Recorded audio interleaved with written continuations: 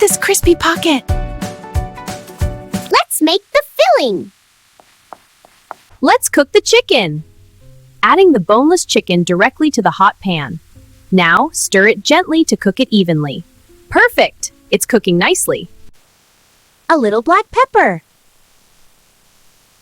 Just a little salt. Now make it creamy. Switch off the flame. Add mayonnaise. Add a little cream. Add some crunch. Perfect. Now, let's mix it all together. And lots of cheese. Perfect creamy filling. Place one slice, then another on top. Now roll them together. Time to cut round circles. Remove the extra edges.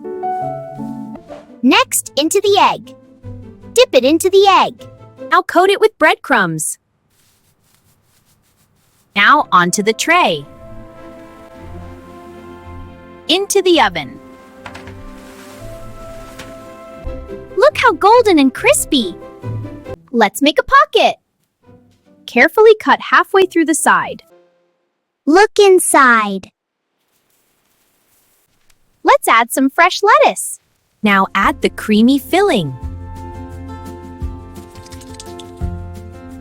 Perfectly crispy and creamy. Don't miss the next one.